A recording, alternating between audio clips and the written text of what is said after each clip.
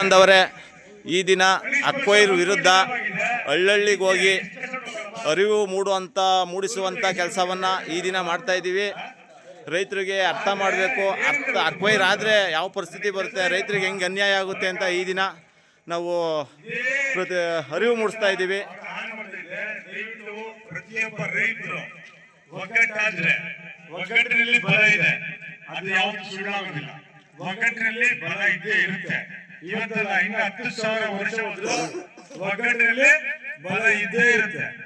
ಆ ಮಾತು ಯಾವುದು ಸುಳ್ಳಾಗೋದಿಲ್ಲ. ದಯವಿಟ್ಟು ನಿಮ್ಮ ಒಗ್ಗಟ್ಟನ್ನ ರೈತರು ಪ್ರದರ್ಶನ ಮಾಡಲೇಬೇಕು, ಆಗ ತಾನೇ ನಿಮ್ಗೆ ಲಾಭ ಆಗೋದು.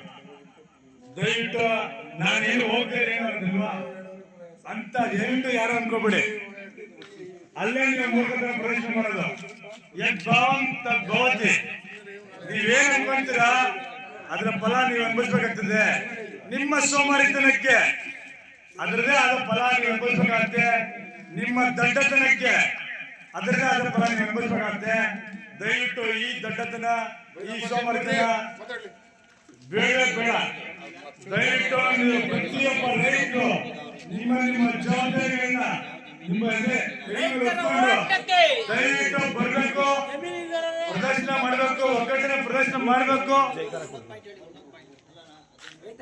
ರೈತರ ಹೋರಾಟಕ್ಕೆ, ರೈತರ ಹೋರಾಟಕ್ಕೆ, ರೈತರ ಹೋರಾಟಕ್ಕೆ, ಅನ್ನದಾತನ ಸೇವೆಗೆ, ಅನ್ನದಾತನ ಸೇವೆಗೆ ಏನೇ ಬರಲಿ ಒಗ್ಗಟ್ಟಿರಲಿ, ಏನೇ ಬರಲಿ ಒಗ್ಗಟ್ಟಿರಲಿ. ಜೈ ಜವಾನ್, ಜೈ ಕಿಸಾನ್, ಜೈ ಜವಾನ್.